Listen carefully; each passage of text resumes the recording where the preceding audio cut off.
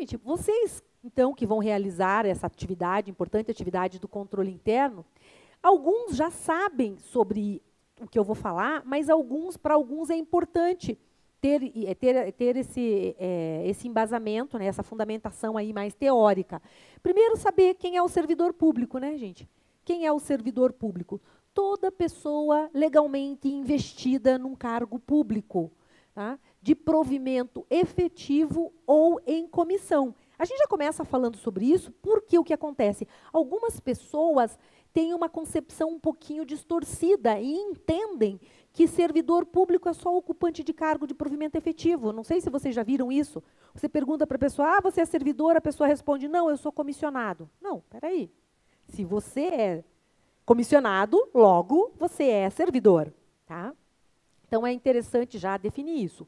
O servidor, ele é uma espécie de um gênero maior, chamado agente público. Então, no agente público, nós temos os agentes políticos e temos, entre outros colaboradores, o servidor público. Aqui também acho bacana fazer uma distinção, tá, gente? Nesse momento é importante fazer uma distinção entre agente político e servidor público, porque algumas pessoas também acham que os secretários municipais são agentes, são servidores, e não são servidores, né? Os secretários municipais, eles são agentes políticos. O regime jurídico para eles não é igual ao dos servidores.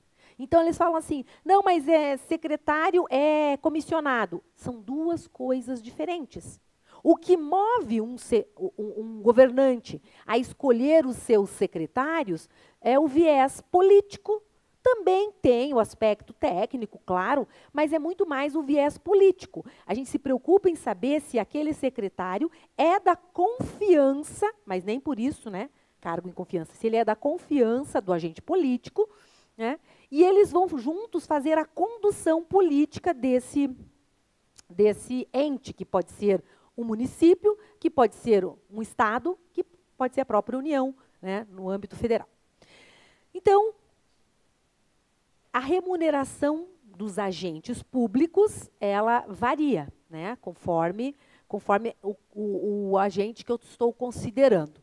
Nesse momento, eu falando aqui sobre o servidor público, que é esse que está legalmente investido em um cargo público, por meio ou de um concurso, ou de uma nomeação para ocupar um cargo de provimento em comissão.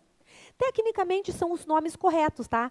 A gente fala, eu sou comissionado ou eu sou efetivo, né? Para simplificar.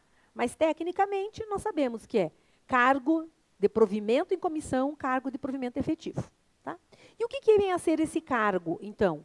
O cargo é a mais simples e indivisível unidade de competência. Sem dúvida nenhuma, nós entendemos que um cargo é um centro de competência, certo? Quando a gente quer saber quem pode fazer o que a gente vai fazer? Sempre. Nós vamos na lei de criação do cargo. E lá nós vamos ver quais são as atribuições do cargo, né? O conjunto de atribuições que aquela pessoa legalmente pode exercer. Quando eu falo isso, algumas pessoas falam assim, então quer dizer que eu não sou obrigado a compor comissão de processo disciplinar, comissão de recebimento de objeto, fiscalização de contratos, ou uma comissão, enfim, qualquer que seja, porque lá nas atribuições do meu cargo não está escrito isso. O que também não é uma verdade, lembra?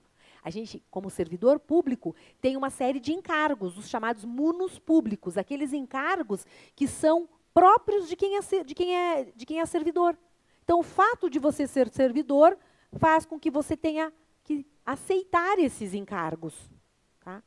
O que não quer dizer que não pode ser remunerado, o que não quer dizer que você não possa pedir e até exigir capacitação para fazer. Tá? Como é o caso dos fiscais de contrato. Eles não são obrigados a ser fiscais de contrato sem saber fazer fiscalização de contrato. Eles podem pedir capacitação para isso. Okay? Mesma coisa a comissão de processo disciplinar, né? A gente fazer capacitação é importante, porque é muito triste quando as pessoas vão compor uma comissão e não sabem nem por onde começar. porque ao final elas podem ser responsabilizadas por esses atos e elas não têm nem a noção do que está acontecendo. Tá? Então, o cargo ele tem que ser preenchido, né, por um agente público. O cargo, como eu já comentei com vocês, pode ser de provimento efetivo ou de provimento em comissão. A efetividade, gente, não é um atributo do servidor, é um atributo do cargo. Então, quem ocupa um cargo de provimento efetivo pode vir a ter estabilidade. Como? Cumprindo os requisitos para estabilidade. Cumprindo o estágio probatório, passando pela avaliação de desempenho especial para estabilizar. Ok? Então, lógico, por outro lado, se o cargo não é de provimento efetivo, não há que se falar em estabilidade. Há um tempo atrás, eu fui procurada por uma aluna falando, professora, meu pai trabalhou 25 anos como cargo em comissão. Não tem como ele ser estabilizado na prefeitura? Não tem. Tá? Não tem. Porque é da natureza desse cargo, essa característica. E o pai dela não entrou nesse cargo por meio de concurso público, que nem poderia, porque não é da característica do cargo que ele ocupava. Tá? Então, a estabilidade não importa o tempo que a pessoa trabalhe. Ela só é garantida a quem ocupa um cargo de provimento efetivo. Então, aqui, para que alguém possa ter estabilidade, é preciso que essa pessoa seja aprovada num concurso, né? E esse concurso, de acordo com a Constituição, ele pode ser de provas ou de provas e títulos.